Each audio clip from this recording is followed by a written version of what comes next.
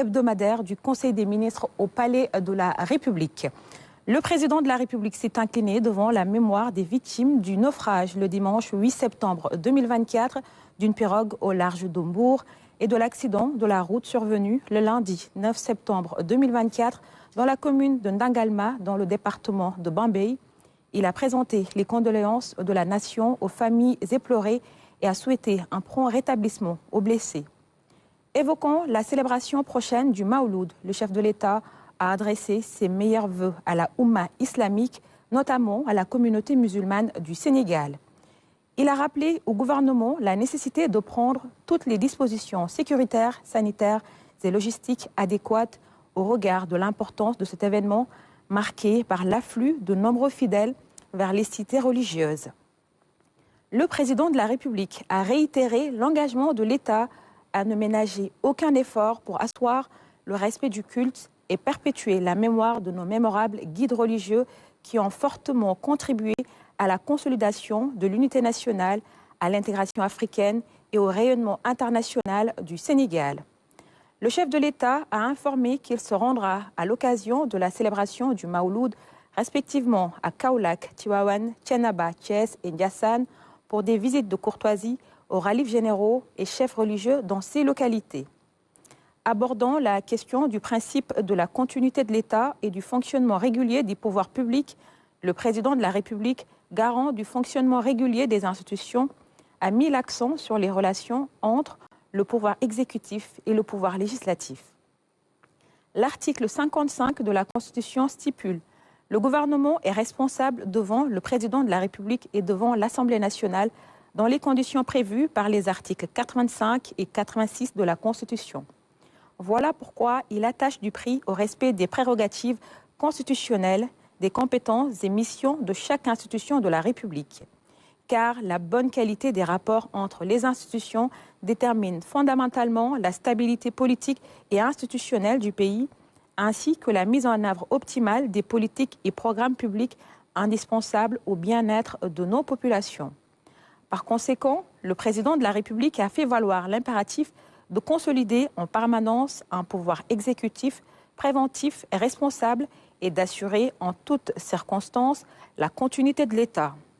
À cet égard, il a invité le gouvernement à poursuivre sans relâche la préparation et l'exécution de son programme politique, économique, législatif et budgétaire afin de mieux répondre aux urgences sociales ainsi qu'aux aspirations et préoccupations légitimes des populations.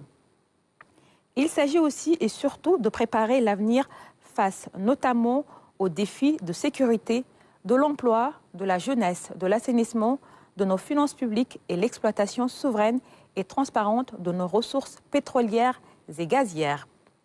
Parlons du renforcement permanent des compétences des corps de contrôle et de l'ancrage d'un gouvernement de résultats. Le chef de l'État a dit accorder une priorité soutenue à l'utilisation optimale des ressources nationales, à la préservation du patrimoine public et à l'importance de l'ancrage d'une culture systématique de contrôle de gestion,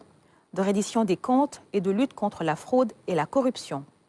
Dans cette dynamique, il a engagé le processus d'élargissement et de renforcement des compétences des organes et corps de contrôle en matière d'audit et de contrôle des comptes publics dans un esprit de consolidation des efforts de transparence de la gouvernance publique, mais surtout de promotion d'un gouvernement de résultats. Par ailleurs, le président de la République est largement revenu sur l'appropriation nationale du concept innovant Cetal Sunureo et de consolidation d'une gouvernance d'écoute et de proximité. Il a salué le succès national de la 4e édition de l'initiative présidentielle Cetal Sunureo, qui révèle la pertinence du concept mis en valeur par la mobilisation citoyenne de toutes les forces vives de la nation. Il s'est réjoui de la territorialisation progressive des activités nationales de cette initiative et a félicité le Premier ministre pour le bon déroulement de son déplacement dans la région de Matam, territoire au potentiel naturel et minier exceptionnel dont la valorisation industrielle rapide demeure une priorité. Dans ce même chapitre, il a indiqué au Premier ministre l'urgence d'amorcer la configuration technique et la mise en place consensuelle et inclusive des pôles territoires indiqués dans le projet. L'emploi des jeunes constitue une forte demande sociale. C'est l'un des points clés du rebasing social annoncé depuis la formation du nouveau gouvernement. Ainsi, le chef de l'État a demandé au Premier ministre d'accélérer avec les ministres et acteurs publics et privés concernés la mise en œuvre de la nouvelle politique de promotion de l'employabilité et de l'emploi des jeunes, thème de la 4e conférence sociale en perspective. Enfin, le président de la République a fait le compte-rendu de sa visite d'État en République populaire de Chine et de sa participation au 4e sommet du Forum sur la coopération sino-africaine FOCAC du 2 au 8 septembre 2024. Le Premier ministre a d'abord adressé à Monsieur le Président de la République, au nom du gouvernement, ses félicitations pour les résultats fructueux de sa visite d'État en République populaire de Chine et de sa coprésidence de la réunion du FOCAC 2024. Abordant le premier thème de sa communication, le Premier ministre a attiré l'attention du ministre de la Santé et de l'Action sociale sur la vigilance renforcée à exercer en matière de surveillance épidémiologique concernant la variole du singe ou Mpox dans le contexte de mobilité transfrontalière accrue des personnes vers le Sénégal à l'occasion de la célébration du Maouloud. Le Premier ministre a ensuite évoqué la préparation des 2 prochains conseils interministériels consacrés respectivement à la rentrée scolaire 2024-2025 ainsi qu'au retour et à l'insertion des déplacés de Casamance. Concernant la rentrée scolaire, il a demandé au ministre de l'Éducation nationale de veiller au caractère inclusif de la réunion préparatoire et à la qualité des recommandations qui en ressortiront. En particulier, l'accent devra être mis sur la disponibilité des salles de classe sur l'ensemble du territoire national et à la mobilisation de la logistique qui est afférente en relation avec le ministre chargé des Finances. S'agissant du retour et de l'insertion des déplacés de Casamance,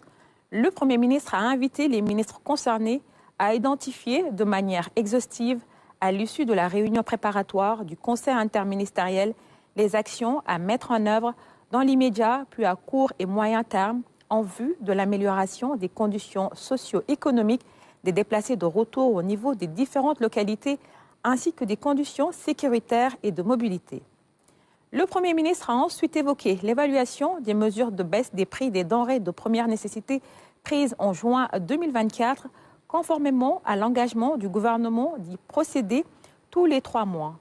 À cet égard, il a demandé au ministre chargé du Commerce et des Finances, ainsi qu'au secrétaire général du gouvernement, d'engager les actions relatives à cette évaluation et à lui soumettre les résultats et les recommandations qu'il suscite au plus tard fin septembre 2024.